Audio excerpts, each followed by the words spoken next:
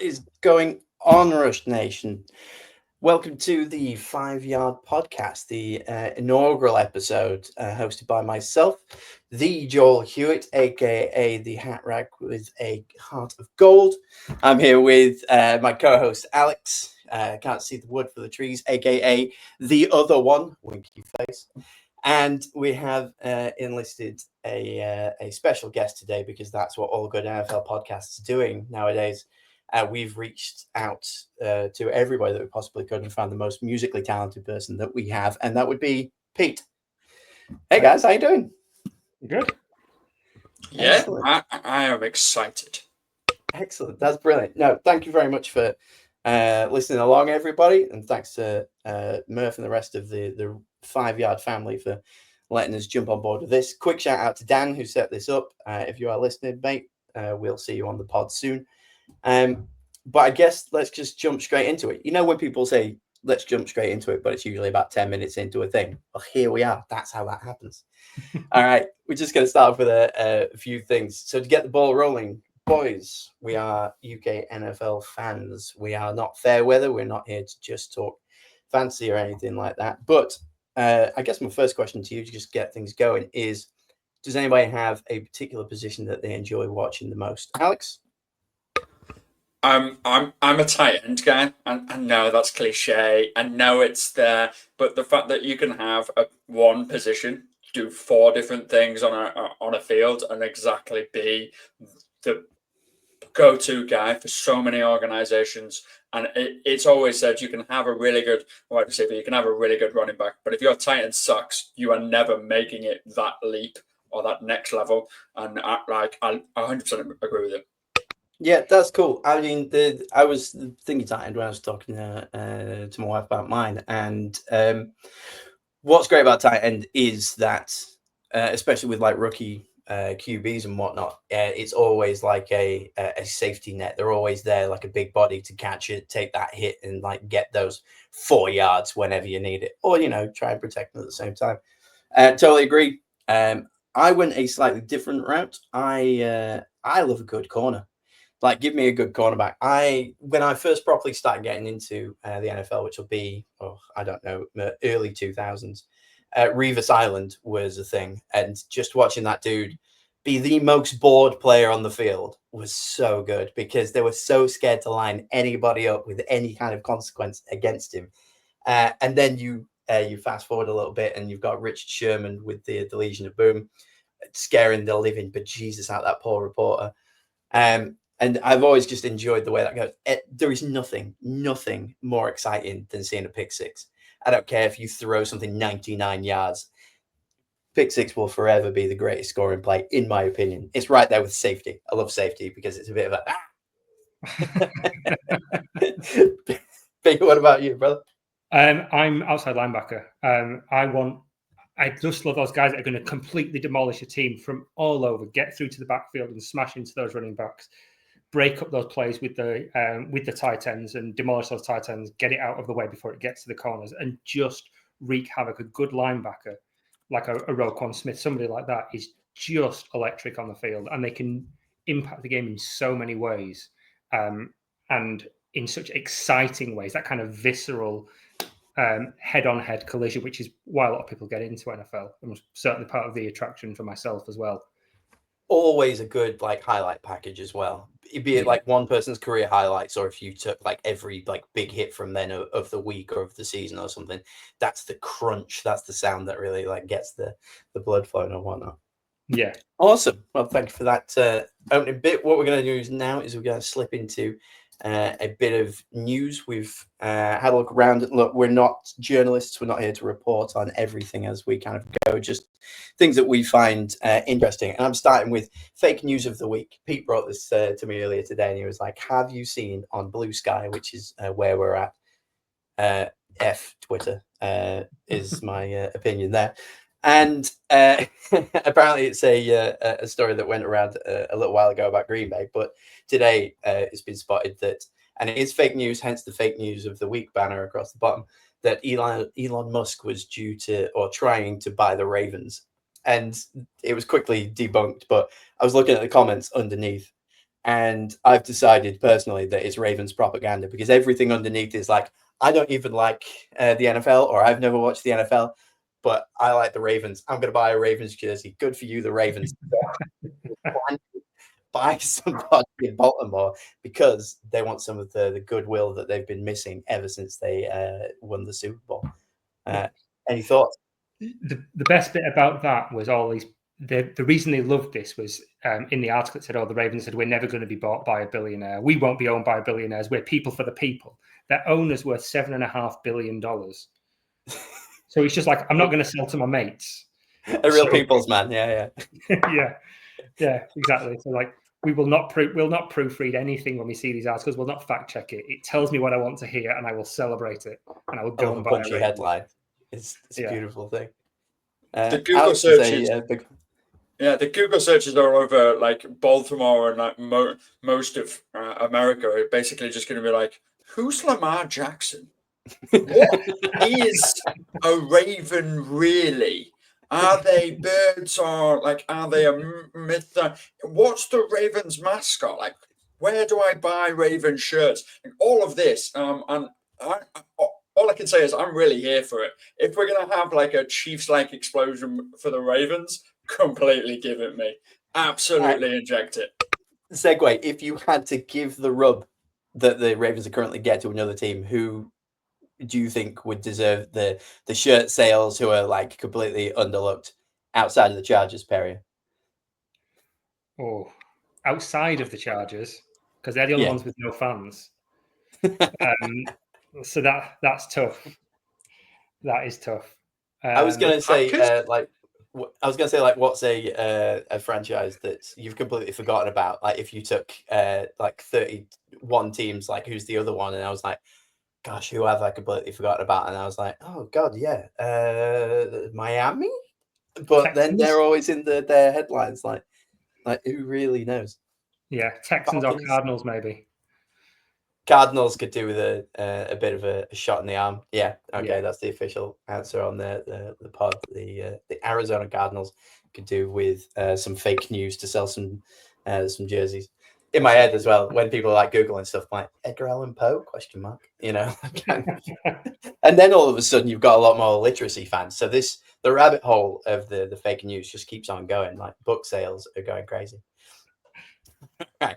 Fake news aside, one of the things that we had a chat about that we wanted to discuss slightly was like, what the hell is going on with injuries? It feels like all of a sudden this season has just opened up with a ridiculous amount of like high level injuries that we don't usually see. I've just dubbed it unhealthy season, as you'll see from there. But I noted a few down, and we'll discuss them in a little bit more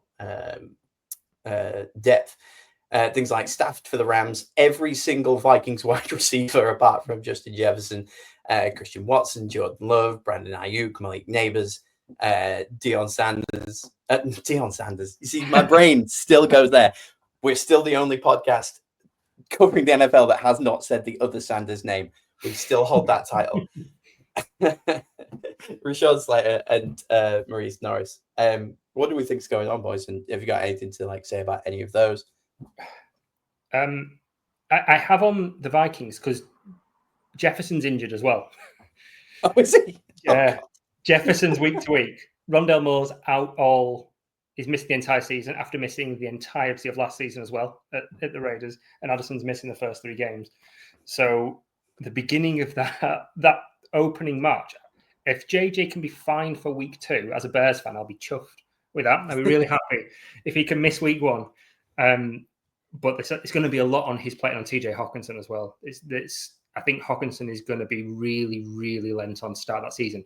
And Titans are typically a rookie quarterback's best friend. And we know, I mean, obviously, JJ McCarthy's not a rookie, but he's essentially is because he missed all of last season to tie into that. I mean, they're another kind of cursed franchise. They've got everything right. They do everything right, and it just doesn't seem to work for them. It's really unfair on them, but I still expect Justin Jefferson to practice once and then put up 250 yards in week 1 because he's Justin Jefferson. He is still Justin Jefferson. The Stafford one's the one that's really interesting because the Rams keep just saying he's fine. Like everything's okay. He's not hurt. Everything's gonna be all right. He's gonna be fine for week 1. He's gonna be fine. I saw he had a special caravan that he has to take everywhere to make him feel better. Like, how fine is that? Do you know who else has something like that they go and lie in to feel better? Dracula. So you've basically got an undead quarterback. He's old enough and he's beat up enough. I think he's only 37, isn't he? Yeah, that's old in sports. He's younger than me. Yeah, he's retiring soon. Yeah. He's nothing but a spring chicken for quarterbacks nowadays. What, Aaron Rodgers 42, and like we've got that. Matthew Stafford still got 5 good years left. Sean McVay can calm down. Everything's going to be all right. He's going to throw nothing but absolute bombs, and he's going to be because he's still not practicing, is he? So let's say in 2-3 weeks time he's still not 100%. Who's backing him up currently? Jimmy G. So Devontae Adams went to the Rams after really not liking working with Jimmy G in Raiders. Get away from him, and then he's just following behind him like a boogeyman, saying, "Guess what?" So the two of them are going to be arguing for come week 1, and then I imagine Devontae Adams will try to trade to the Steelers after a couple of weeks and try and force his way out when it's all going pear-shaped. Of course, because he's got Rodgers over there to get him paid. Yeah, he needs to go there and back up Alan Lazard. You mentioned Stafford being like a vampire type thing. Is like Jimmy Garoppolo just like one of them devoted servants that'll always follow like a vampire across and just hope that one of them finally dies so they can secretly take their power? And Jimmy G's just like, yes, master, I'll follow forever, 100%. Like Igor kind of, that kind of. Jimmy Garoppolo, excellent. Yeah. Jimmy Igor Garoppolo. There's your fancy team name, anybody listening out there. So Green Bay obviously having a bit of an issue. I mean, Jordan Love's thumb is his left thumb that he's got a tendon issue or something in that. So it's not going to be the worst thing in the world. Obviously, he's going to have some surgery on it, but it still is going to affect bits and pieces here and there. But then he's also got I'll put Watson, but it's Christian Watson, isn't it? Yeah. On the puck to start the season. So already off to a bad start at Green Bay. And I assume the scheduling gods have got the Steelers going up against Green Bay pretty damn quick. Are they playing each other this year? I don't know, but it feels like Aaron Rodgers doing like a final farewell tour. He's going to go up against all the teams that smited him. Just going around with a steel chair into all of the stadiums. He's doing the John Cena heel turn for a few months. Or I guess turn in the case of Aaron. They play each other in October. Oh, fair enough. So he should be. I mean, we say he should be fine. The thing with Jordan Love is I'm a big fan. I think he's a really, really good quarterback. He's genuinely a fantastic quarterback. I think he's underrated because of last year. But last year he got a relatively niggly injury. He missed weeks 2 and 3, but for that first half of the season, he was doing throwing 3 touchdowns a week. Then he got a niggly injury and he just ran the ball all the time. And that's when kind of Josh Jacobs went crazy because they were just running and running and running. And that passing game took a step back. And I think they're going to need it. They're going to need to get that passing game going if they really want to be competing. And they should be a Super Bowl contender. They should be looking to go all the way this year. East division. It's the hardest division in football. And also Chicago there. Yeah. The hardest part about that division is the ground that people have to play on. That's it. That's as far as my hot take goes on this one. Yeah. You've popped in Malik Neighbors onto this with a shoulder injury. Is this just because you're keeping him in our fantasy draft? You just wanted to talk about him a little bit. No, but it's not just the shoulder; it's the toe as well. He's had this lingering toe thing that's gone off all season, and the so he's got nursery rhyme level injuries, shoulders.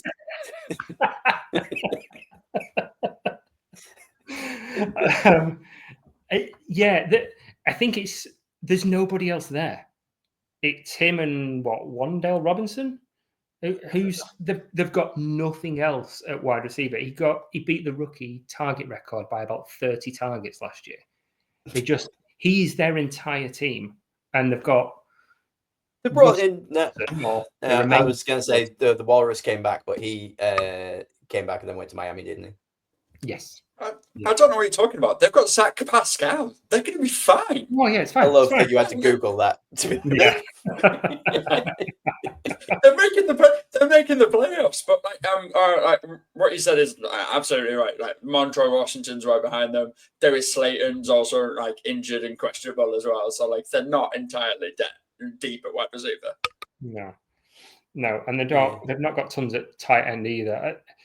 They've got a couple of good running backs, we hope, and like I said, they've not. Russ isn't what he used to be, and Jackson Dart, although has potential, I think he's probably going to be a better fantasy quarterback than he is NFL quarterback. That garbage time, 50 yards, touchdown, and all the and things like that you can do. Yeah, it's a team that's great on defense, not great on offense, and if he goes, they're going to be looking. If this lingers, they're going to be really high up that draft order. They could be pushing for a top pick again. Yeah, absolutely. I mean, one I wanted to touch on just before the last kind of major one, I guess, would be, you know what? I'm not even going to say his name. The QB for the Browns, apparently, who had a really good preseason game. I'm just going to try and not say it as long as I possibly can. We're 17 minutes in. This is a new record. Dion's boy. Dion's boy. I guess that's it by association. Oblique injury. He's not going to start anyway, is he?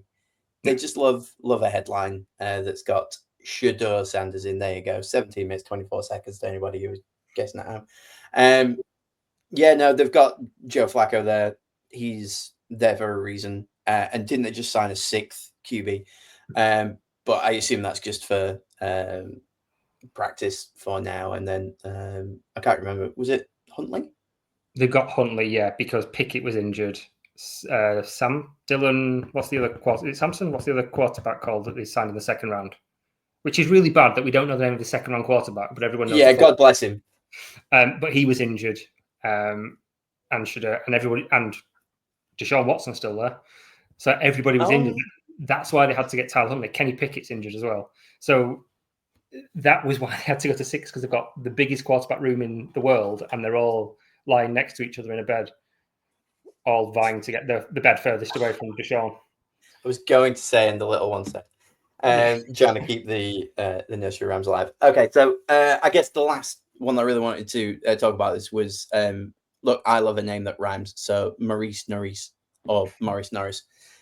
I didn't watch the game. I didn't see the hit. I did see that he was like stretchered off. Is he all right? I've not really heard any reports of anything outside of the concussion itself. They're following concussion protocol, and he's okay. What they were really worried about was the fact that like when he woke up, he didn't really know where he was. So did he do the Lance pose? Yeah, is it Lance or fencing pose or something? Yeah, so like they were concerned that like it would be a really big hit and it would be really, really a problematic type thing. So they just took every precaution possible, which is what they're supposed to do. So they did everything correct. If it carries on, he'll probably be okay for week 1, knowing the fact that we've still got quite a long way to go till week 1. But if not, then he misses a couple of weeks and it's still okay. But it wasn't great to see, but they did everything that they were supposed to do. And it was one of those horrible but kind of wholesome moments for anybody that didn't see in the match when he went down, he was injured. There was still quite a bit of the game left to play, but the entire team just stood around. Both teams stood in a circle and just played out the last few minutes and just said, we're not playing this game. We'll run the clock down. Spoke to the ref. He was okay with it. And they just ran it down. It was a real nice sense of community. I don't know you'd necessarily get it in a regular season game, but it was still nice to see them all coming together. And I'm glad that he's doing well. He's coming out of it. The real beautiful game. Shut up, other football. Right. The next part that we want to talk about was, it's preseason. There's not a great deal of newsy news. but there are rookies out there that we've got a first kind of look at. And I'm going to start because I watched all of the 4 minutes and 47-second highlights of your guy and mine, the last person to be drafted, born in the 90s, Tyler Shook, New Orleans QB1. He was in there for ages, to be honest with you. They just kept playing him. And I thought, oh, does that mean that they're going to start somebody else? Then I looked at the lineup. I was like, no, they aren't. It's definitely going to be him. They're just going to keep putting him out there. And he was okay. He was the 5 out of 5, 7 that you've ever seen. The best 7 out of 10 I've seen in a long time, where, you know, he threw some amazing throws. He threw a pick six as well. You got to love a guy with depth and range.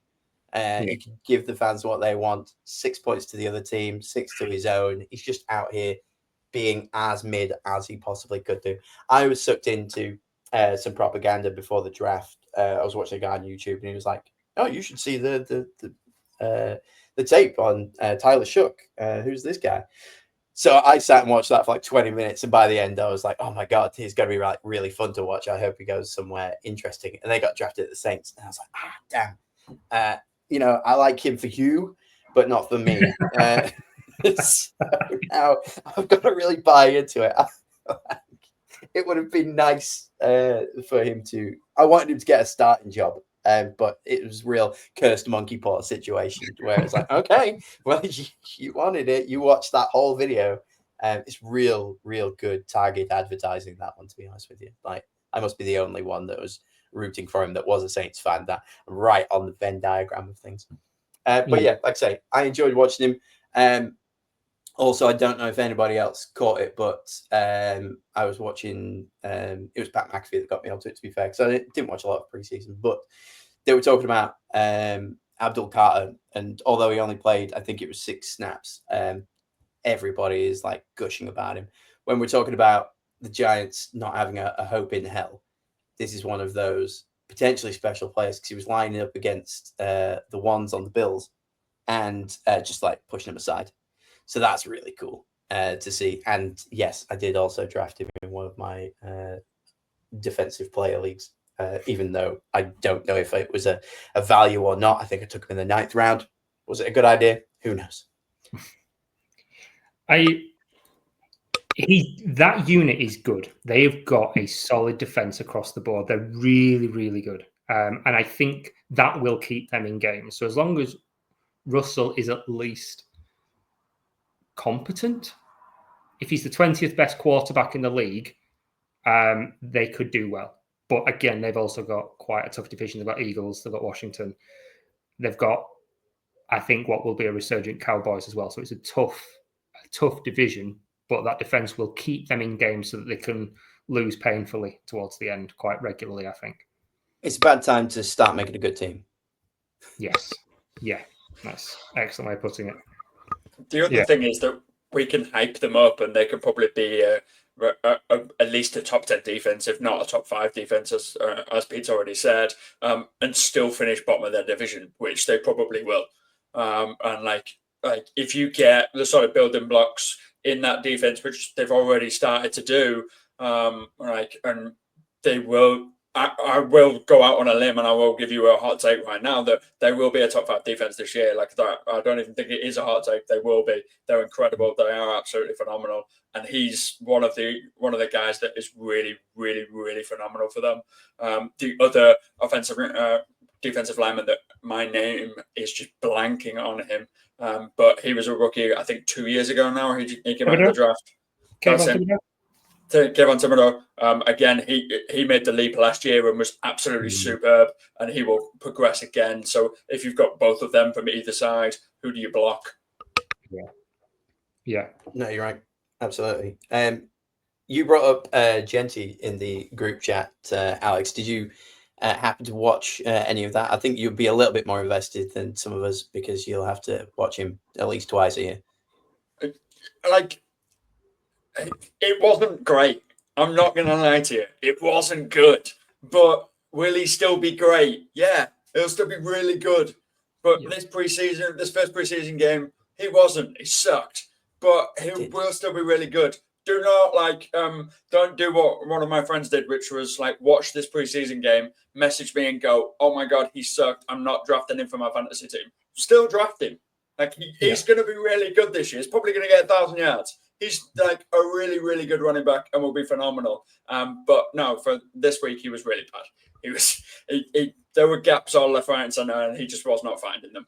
Yeah, 3 carries for a -1 yard is a spectacular stat line, but he will find his feet because Pete Carroll has a formula. It's run, throw, punt, and if the yardage breaks that up, and it might change, but that's basically every single drive he does. So he'll get two attempts every single drive. So he'll get loads and he'll find his feet. And he was phenomenal, absolutely phenomenal through college. It was a toss-up between him and Travis Hunter for Heisman, and he would have been a worthy winner. He's an incredible player, and he will be. You just kind of got to get used to it as well. And the line are getting used to it as well and working with each other. So I'm not too worried about that at all. Historically, I've always found the Raiders to have a really good run game as well, and that's tend to be down to the O-line. You could stick a lot of people back there, and they would make a way through, even when you go as far back as, at the end of his career, Maurice Jones-Drew still looked pretty decent as he was out there for the Ravens. I had to drop him in because he's, in my opinion, the best running back of all time. So I don't know how many opportunities I'm going to get to bring up Maurice Jones-Drew in a topical podcast. Other than then, but yeah, I'll believe it when I see it. I think I was going to call them the Oakland Raiders then. Gosh, that's bad, isn't it? The Raiders themselves, I think, again, it's one of those really tough divisions. I think much like the NFC East, they're all starting to get good at the same time, which is really silly. They should have coordinated this better because the Chiefs, the Broncos, the Raiders, and the Chargers all look like they're making the right moves. So it's, roll the dice. I mean, we've said before where 3 teams from one division can make the playoffs. Alex? Yeah. They all of them are making the right moves, but do they have a pirate at running back? We do. We have a pirate at running back. Do they have one? I'm not entirely sure. If they want to give us Gentry and they can take Harris, then that's something that I want to look at. I mean, technically, isn't every Raider a pirate? This is what I'm saying. Like Najee Harris, if you want to go to Las Vegas, you go to Vegas, buddy. Like I'll happily take Gentry. He wanted to get traded so bad that he decided to cosplay as the logo for the other team. Shot himself in the eye. Literally it.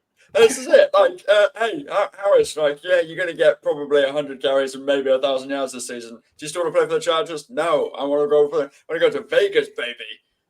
Blink twice if you're being held captive. No, that's a wink, mate. He's okay.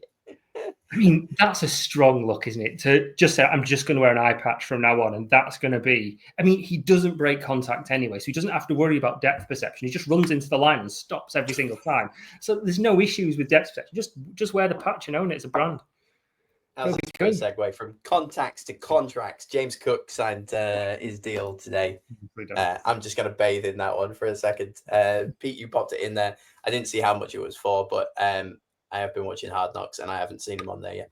It was 4 years, 48 million, I think 30 million guaranteed. I mean, he's a good running back. He's not going to see out that 4 years. I just don't see it. He's in a good team with a good scheme, and Josh Allen makes every running back on that team look better. So I think that helps him. He's not as good as his brother was. Not even close as good as his brother was. But he's a solid running back, and 12 million a year to keep it solid and just run it back. Just, you know what, it worked last year. Let's run it again, and see if we can get one step closer. I'm not against it, particularly if they've got the cap there just to keep the team together. One last run and that kind of thing. The fact that he's not like absolutely key to their offense as well really helps. Like if he was a workhorse running back and he'd made this kind of money, everyone would go, "Oh my god, they've got like such a great steal for him. Oh my god, it's great." But James Cook, as Pete said, just is not that guy. He really isn't. Could you find a better guy on the market for a cheaper value for a longer term? Probably not. But the Bills front office know what they're kind of doing with these kind of things. You do trust them after so many good moves over the course of the years. Yeah, absolutely. Okay. I guess that's the end of the news segment. We don't have any like crashing sounds or anything like that. I'm sure we'll be a more technically sound podcast down the road when somebody can be bothered to do it, or we enlist the help of a robot to make it sound like mush. Either way, we're just going to move on to a small segment that Alex has brought up. Alex, give us the 411. What are you asking? If you wear a nicer jersey, do you play better? Now, there are two ways that you can answer this question. Am I the individual player that has a nicer jersey than his teammate? Some people have the horrible long sleeves, some people have the time thing. Or are we talking about like how it looks in the case of the lovely powder blue of the Chargers? We're going for the second one. Now, the reason why I think that is because obviously I am a Chargers fan, as the jersey says, and we have got the nicest jerseys in the league. There's no one's questioning that. We've got the nicest jerseys in the league. But I was looking at other guys, and like the Titans, the Commanders, the Cardinals, the Falcons, and the Jaguars. Theirs all really suck. So is the reason why them as a franchise is a mess is because they've got awful jerseys? Or is it because they've actually got really bad players? I'm going to say it's their jerseys, because especially the Falcons one, that thing is a mess. You know, like the giant ATL, like just plastered across there, just massive. Somebody hit that flock and just like hammered it. They really went to town on that. I love that because I was like mentally counting all the colors there. A lot of those are just like red jerseys. What do we have against red here? it's just a bull. Yeah, like literally, I'll just see red and I'm like, "Hey, you go away, run, charge." But no, I guess the Falcons one should be red, but like they've gone deep maroon this year, and it's like not really the bright red that you want from the Falcons or anything like that. Yeah, just throw it back, Falcons. Let's be honest. Your old logo was better. Your old kit was better. Just do that. Yeah. And like the Cardinals jersey, like what are they doing? Are they trying to make it feature on Call of Duty? So like, right, Callum Murray will actually use it. Like, what are we doing here? Like, why are we still doing that? Yes, I'm bringing a Call of Duty joke back from Callum Murray. I'm still doing it. The Commanders one. The Commanders one is like, what are we doing with this one either? I'm thoroughly expecting that they're going to be made to change their name by the like somebody sooner or later. And the Jaguars, theirs looks like when you get a picture and then you make it too saturated and too high definition, and then it goes a little bit blurry, and you're kind of blinking 3-4 times. And you're like, what? Is this correct? Is this the way that you're supposed to like actually export this image? Yes, it is. Unfortunately, that's the way that is. But all of those teams that I've listed, the Commanders, the Titans, the Cardinals, the Falcons, the Jags, they're probably all of them, apart from the Commanders, because the Commanders will have a good year. All of them are fighting for the number one pick again. Yeah, I agree. I've got a couple of takes on a couple of those teams. Firstly, one of my favorite things is when the Commanders cosplay as the Steelers. I always find that incredibly confusing when I'm watching Red Zone. So just show up in black and yellow and pretend like you're from somewhere else. That's fine. The Jags, I think they should go back to the melted Rolo helmet. I think that's at least had some character. I think the Jags color scheme is one of the nicest. If I ever play a franchise or as an individual player on Madden, I always sign with teams that have got nice jerseys, and I like the color of the Jags one, so I tend to go for that. The Falcons, they can get in the bin because I'm a Saints fan. But a different take that I kind of thought about on this, it's not necessarily that you've got a bad jersey and therefore you're not going to be very good. Something that I'm now going to start looking at each week is who of the two teams has the nicer jersey. It could be two very nice jerseys, and then is the nicer of the two the team that comes out on top in the end. So watch this space, I guess. Jersey watch. New Jersey. I don't know. We'll think of a better name for it. Pete, you got any fashion advice for us? If the quality of the kit reflected the quality of the team, then the Chargers would win something. I think there is something there, and I wonder if there's somebody at Nike that needs to be a GM, because all the teams that so that we'll just give them the rubbish kits because nobody will care, and then when we think they're getting good, we'll just whip out a new one, and then we'll just sell loads because the team's good now, and we'll do that.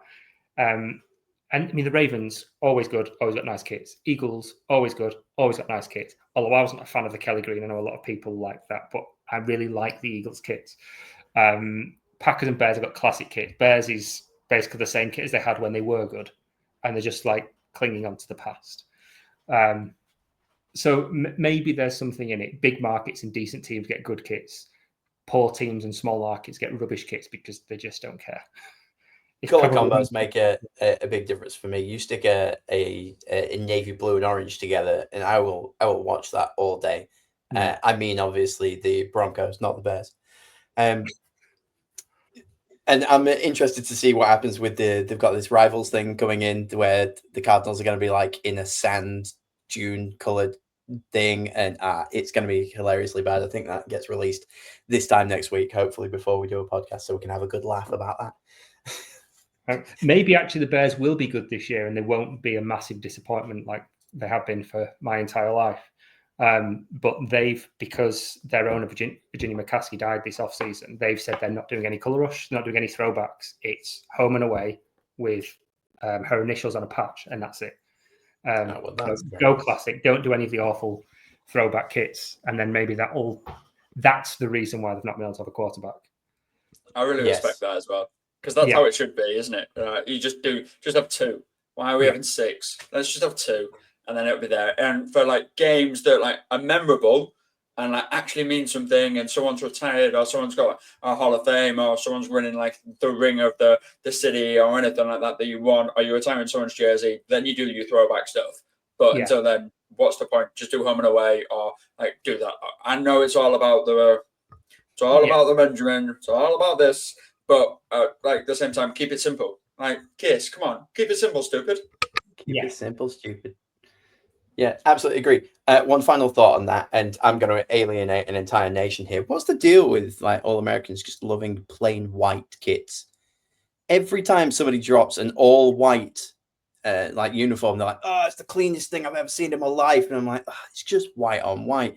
There's absolutely nothing to an all white kit. I'm actually against just white helmets in general. I think they look unfinished.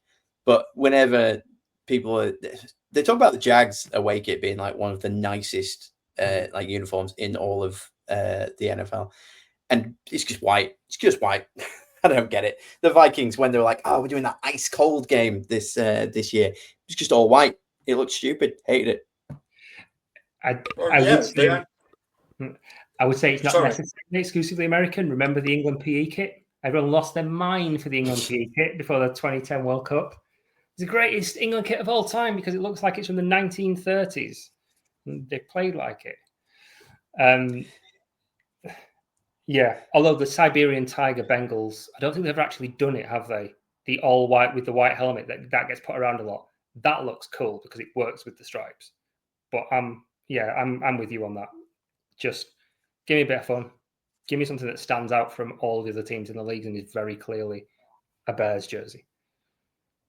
Absolutely. Any final thoughts on that, Alex? Yeah, I was going to say, just if you're having an ice cold game for the Ravens, just go in January.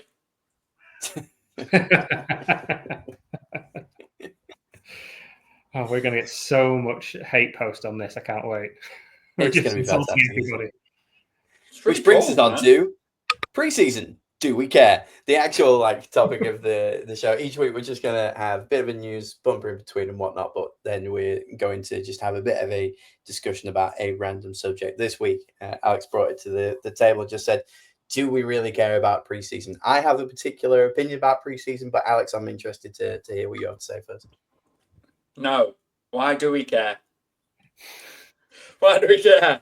Like I read like 3-4 articles before I got really annoyed, like doing my preparation of the show, and then just like stopped reading and just left it. And like they were listing really basic things. So like we've already mentioned Dion's son, so we'll mention him again and do that lot. And they were like, "Oh, Dion's son was really great this week." I was like, "No, he wasn't. He was okay. He was average. It was 14 of 23, 138 yards and 2 touchdowns. Like." You get that in a game, you're losing 28-14. You're not actually winning a game with those numbers. Like, what are we doing here? Like Jackson Dart will start. No, he won't, unless Russell Wilson sucks. He won't start. There's no way Jackson Dart will start unless Wilson injures himself, explodes, or does that lot. And then, even in my opinion, Tommy DeVito will start before Jackson Dart will start. Like, what are we doing? The Italian man Tommy DeVito there. And Zach Wilson isn't good at football. Loads of people are saying this. He isn't good at football. Nobody knows. He's not good at football. That's there. We know. We know this. Like Mac Jones did okay. Mac Jones did okay for San Francisco. Great. San Francisco 49ers can make any quarterback competent. We know that's not something that is there. Calvin Ridley is a good wide receiver and will be a good wide receiver one for the Titans this season. We know he got 1,000 yards last season. He did it with less receptions than he'd ever had in his career.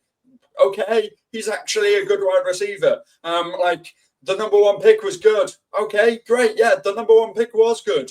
He's a good player. That's why he went number 1. What are we doing? The preseason doesn't matter, man. Like every preseason week 1 topic that we can talk about, it doesn't matter. We already knew it. What are we doing? I don't have to watch any preseason to do it. We've already talked about Austin January. Yeah, he wasn't good in preseason week 1. He will still be great. He'll still be min. Like, what are we doing? No, it doesn't matter. Stop it. Peter Melia, your rebuttal as a Bears fan and self-proclaimed off-season champions. Off-season matters. Pre-season matters. Let it. I mean, yeah. Ben Johnson had a thing like his manager going into this game. Pre-season games don't count, but they do matter. And he proved that by not playing any of his starters. Facts. I think, yeah, the thing, pre-season is what YouTube Shorts was made for. I think if you're going to look, don't watch a game. Games are useless. In general, you'll get really excited for maybe a quarter. And then the rest of it's just guys that are struggling to get a roster spot. I think there are things to look out for on there that are kind of important. If a player that was previously bad looks good, take it with a massive pinch of salt. So don't know who they're playing against. If a player that was bad before still looks bad, then that is something to, I think, note. Because if you're still looking bad against backups, then there's a major issue there. I mean, the Bengals' first team defense getting torched by the Eagles' backups tells us everything. We know! Yeah, we know. Everything we need to know. The Bengals' defense is awful. They're a massively one-sided team. You almost want to look at it and say, if you're analysing your new quarterback, you want to watch it for your new rookie. Is Colston Loveland going to be the guy? Is Cam Ward going to be the guy? Don't look at the stat line at the end. Look at the fundamentals. Watch those YouTube shorts and go, actually, how quick is he getting off? Are you seeing him work through his reads and get into his second or third read before he's making an accurate pass? How's those passes going off platform? How's he working in a clean pocket? And you might get 6 throws to make that judgment. But that's, I think, the only thing that you can really take from it is analysing it not like a match, but like a training session that's televised. And I think that's as much as it gets. And also, don't get sucked into preseason darlings. That's the other one. You get so many of these players that you go, oh my God, these are amazing. We've got Deneric Prince is going to be the next starting running back for the Chiefs. Every single season for the last few years, Sean Tucker is amazing in the offseason and then does nothing in the regular season. Cordarrelle Patterson for the Vikings comes to mind for me. It was Amir Abdullah. He was like another one as well that comes to mind. Also, I'm hoping that the transcription of this is like, don't puts a comma before darlings when you said that, like preseason darlings. Preseason don't buy into it. Well, honey. Yeah, look who they're lining up next to when they play, not what their stat line is. Because I think if somebody that looks like they're going to be a backup at best plays really, really well, not always, but 95% of the time, that just means they're going to get a roster spot. And I think that's really it. They go in there, know who their starting is going to be, and making sure that's going to be the case, unless somebody plays themselves out of contention rather than playing themselves in. I think that's more a bigger issue. If a player plays well in preseason and gets through to be a breakout star like Puka, I think they knew that before they started the preseason games. They figured that out in training camp. I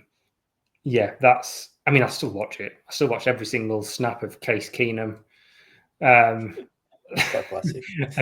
the Dolphins and Quinn Ewers, who was a bad player, who still looks really bad. Things you love to see. Yeah. For me, what it comes down to is, boy, do I like the idea of the preseason. You know, when you haven't seen a game in a while, and I think way back when I first proper got into it after a couple of years of following it, I used to be excited for, and sometimes stay awake and watch the Hall of Fame game. And then after a couple of years of watching that, I was like, you know what? I'm not going to watch the Hall of Fame game anymore. I'll just watch preseason. And then it was 4 weeks of that. And then eventually you know what? I'll watch 3 of the games. You know what? They're not going to start any of their starters in the 4th week, so we're not going to do that. Eventually they dropped that 4th week.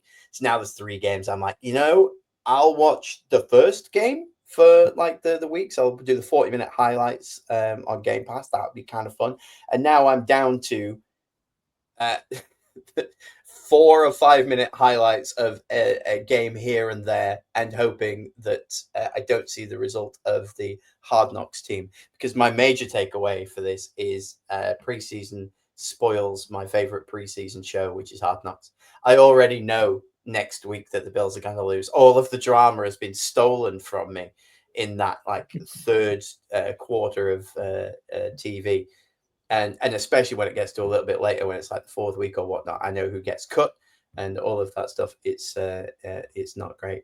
But I appreciate the preseason for being there. I don't think it needs to be 3 weeks at this point now. I think 2 is plenty. I would do an early one, give them a week off, another one, give them a week off, and then let's just get the season started. Especially if they add a game to the regular season, steal that 3rd preseason game, bring everything forward a week, give them another bye week, because then the goods, Roger Goodell, that's what we call him, he was saying that if they added another week right now, the Super Bowl would be on a national holiday over there. But if you add an extra bye week, then it goes the week after the national holiday. So what we need to do is then bring the season forward a week, in my opinion. 18 games, 2 bye weeks, only 2 preseason games. You can still have the Hall of Fame one. And then everyone, is it President's Day or something like that, where they get the Monday after the Super Bowl off? That's my perfect kind of preseason. Just a couple of games. Just want to see a couple of bits. For me, as well, just because I've been pretty lax on keeping an eye on rookies pre-draft. I get well into the draft a couple of days before, do a bunch of research, see where they all went, and then there are a couple of guys that I go, ooh, actually, that's a good landing spot because Rich Eisen said so. So then I like to see how they do in preseason. And again, it's, I'll jump on TikTok and I'll just be search for whoever it might be, and just have a look at some highlights, see some hot takes and trade bakes from people that may or may not be experts, or just any idiot with a microphone. But preseason, does it matter? Do we care? I think we've answered that kinda, and also no, but maybe yes. I think my last thought on it is preseason is like a kebab at the end of a night. You've just end of the night. You're just desperate for it. You really want, I really, really need a kebab, because you've been waiting for football song. I really, really need that kebab. And then it's 3 o'clock. You're half asleep on the sofa going, why have I done this? Why have I done this? I need to go to bed, have a word with myself. Way to reach out to our international audience there, Pete. Just more on the kebab shout. When you wake up in the morning and you feel like utter garbage, and they're like bloated and you're sweating and it's like meat sweats and it just smells and your front room stinks because you passed out on it. These are all reasons why you look back and you go, no, I'm not going to get a kebab next time. I'm going to get myself a pizza. Pizza's going to be cheaper. It's going to be better for everybody. It's going to be that. Kind of like what Joel's idea was of like shrinking it down even more. Like, let's get rid of more games from the preseason. No one really cares. And I'll tell you who really likes that idea. Probably NFL players, because they hate the preseason too. Yeah. I've just realised that my own hot take has gone against my favourite part of preseason, which is Hard Knocks. How do you do interesting 4-5 weeks of television without preseason games? I'm sure they could find a way. I don't watch the in-season one, just the preseason one, which brings me to segue closing it out. Something that I've called the 2-minute drill. I call it the 2-minute drill because the 2-minute drill never lasts 2 minutes. It's just a fun topic to end the show on. And today's fun topic is my Hard Knocks takeaways.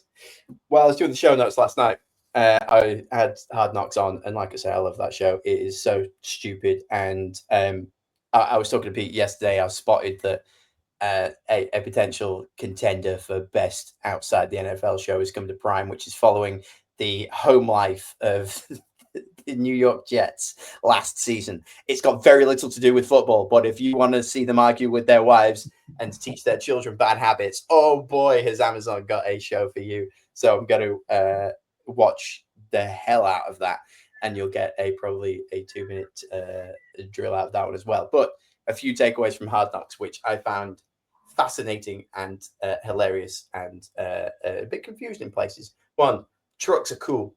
Alex, you watched it as well. There was that beautiful montage where everyone was packing up their like ridiculous $100,000 truck and everything, and Dawson Knox was impressing his wife that he didn't have to lift his own tailgate, which I was talking to Pete earlier about, which surely the fun of having a tailgate is to do that manly like shunk. You see it in all of the adverts, and he just presses a button and goes, bye.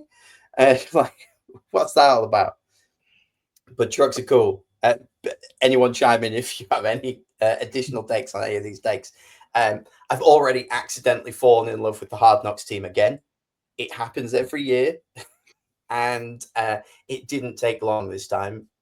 Josh Allen looked square into my soul, and so did his wife. It really was about 10 minutes in, and I was like, go Bills. You know, I was chucking myself through tables. I was sitting in snow. It was just a good time to be had in my living room at like midnight. I was weirdly impressed with the size of the linemen and everything that were okay with having really shoddy beds. I'm truly impressed with them because they're making hundreds of millions of dollars. They'll have the most beautiful, the biggest, gorgeous setup at home, and then they go away to training camp and they're like, yeah, they've just pushed two things together and stuck a mattress on top. It'll be fine. But we didn't see one wide receiver. I say to you that the wide receivers are more bougie than the giant offensive linemen. Wide receivers always are. It's the Denny Carter rules, aren't they? They're always madams, and they were probably off stage. It didn't work for the Bills' PR. Just get them out of the way. Shut up, Khalil Shakir. I heard rumors a couple of years ago that so obviously we remember from the Browns one that like all the Browns quarterbacks lived in an RV together, so they would bond and they would do that when Baker Mayfield first got drafted. I heard for like the training camps, a couple of them, the kickers don't even get hotel rooms; they just get tents in the back of a field. That's amazing. Can you imagine being stuck in Denver and having to live in a tent? Mile high, the place where kickers are welcomed with open arms, and they're like, "Yeah, that 2-man, that's yours, mate. you can sleep in it diagonally. You'll fit." No one cares about kickers. Who cares about the kickers? Like the offensive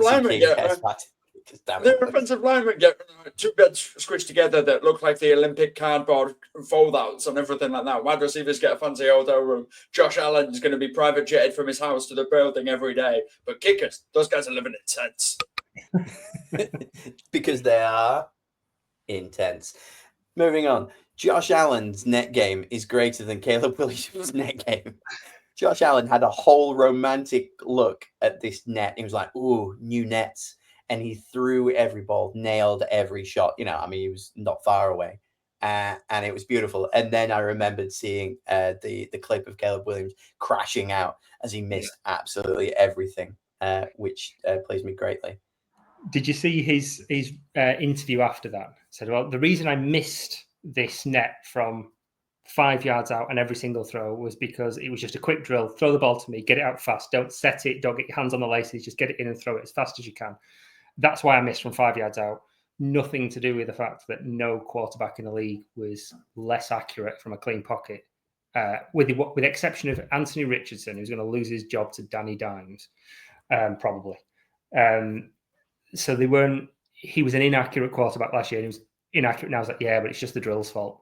And then I had a tantrum like a 2-year-old and stormed off because that's an why was he so mad then? Between me and the quarterbacks. It's a what? In joke? It's him and the quarterbacks. It's their in joke. Oh yeah, when we do something wrong or we don't like, we have to be the most angry and show how angry we are.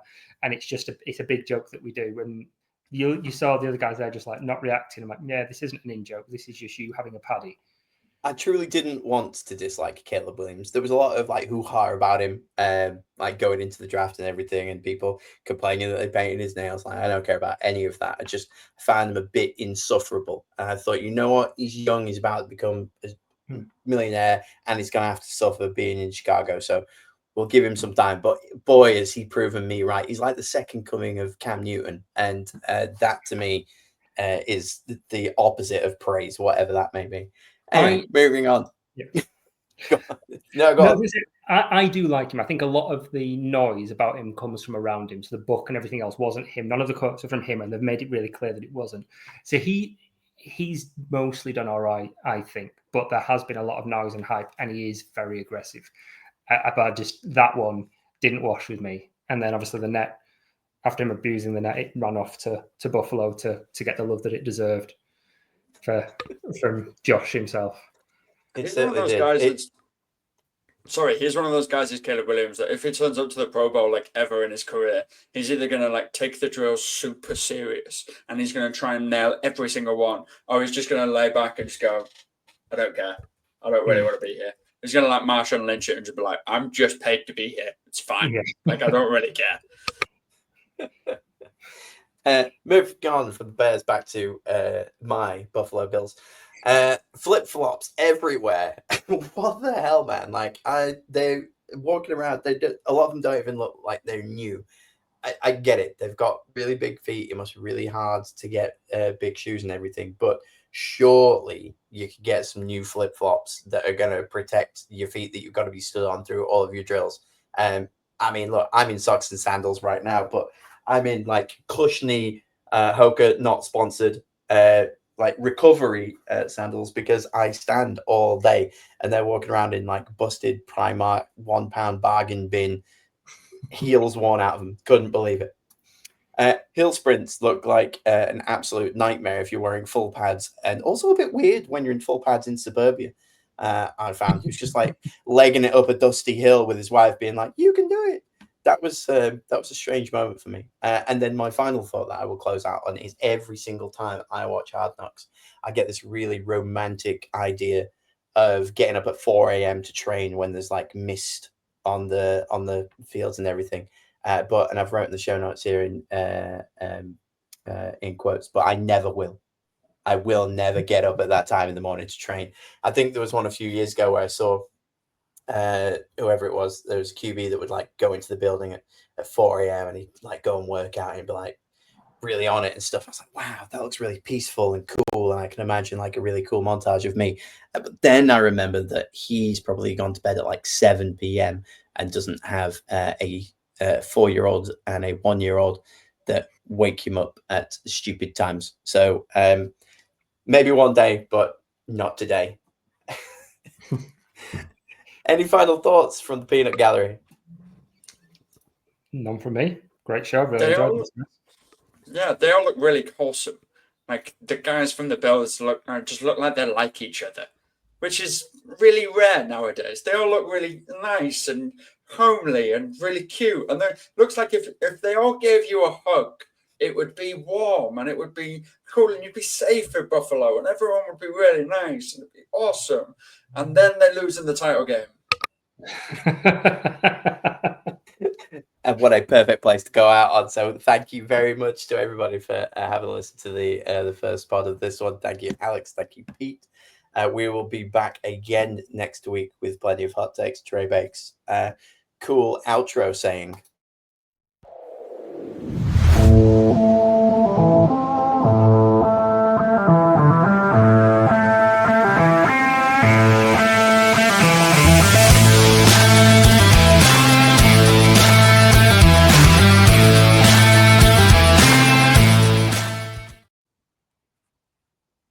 Game over, man. That went really well. It will do if I ever end this recording. Oh, I didn't record.